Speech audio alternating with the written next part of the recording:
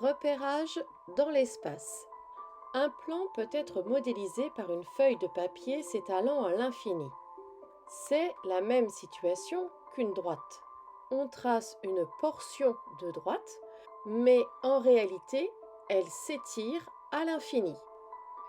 De la même manière, par conséquent, un plan, c'est comme une feuille de papier qui va s'étaler, s'étirer à l'infini.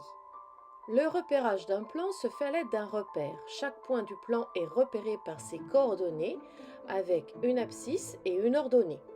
Reprenons notre feuille de papier. Je peux placer l'origine de mon repère au centre de la feuille, mais j'aurais pu le placer également en bas à gauche, comme j'aurais pu le mettre n'importe où sur ma feuille.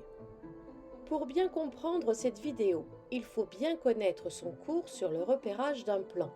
Si ces quelques révisions n'ont pas suffi, en description de cette vidéo, vous avez un lien vous permettant de faire des révisions plus approfondies. J'ai décidé de prendre le repère situé au bord de ma feuille, mise en format paysage, afin de faciliter la notion. J'ai placé Rafiki sur cette feuille, un personnage du Roi Lion. Il est donc repéré par des coordonnées.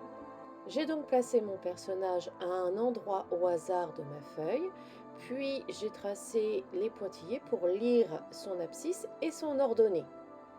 Rafiki est repéré par les coordonnées 3, 11. Maintenant, je mets Rafiki dans un pavé droit. Au départ, il est toujours situé en bas de la boîte. Voici ma feuille placée dans un pavé droit transparent pour bien visualiser l'expérience. Puis je verse de l'eau et cela fait monter Rafiki. Je verse donc de l'eau dans mon pavé droit. Cela a pour effet de faire monter la feuille où Rafiki est assis, donc lui aussi monte. Rafiki n'a pas changé d'abscisse et d'ordonnée. La seule information qui a changé, c'est son altitude dans le pavé droit. Afin de me repérer en altitude, je trace une droite graduée sur le côté de mon pavé droit, me permettant de lire à quelle hauteur se situe Rafiki. Voici la droite graduée mise sur le côté de mon pavé droit.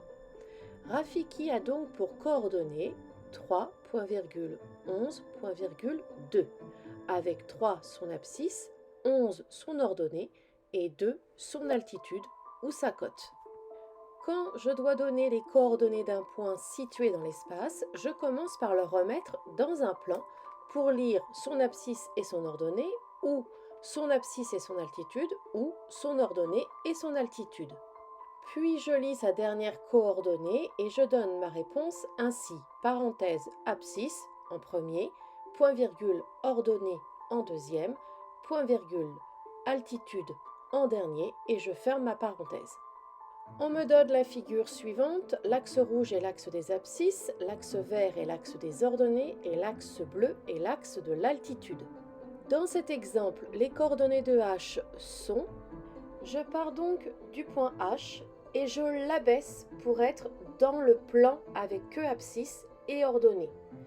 Quand j'écrase mon pavé droit et que j'abaisse mon point H, il tombe sur le point D.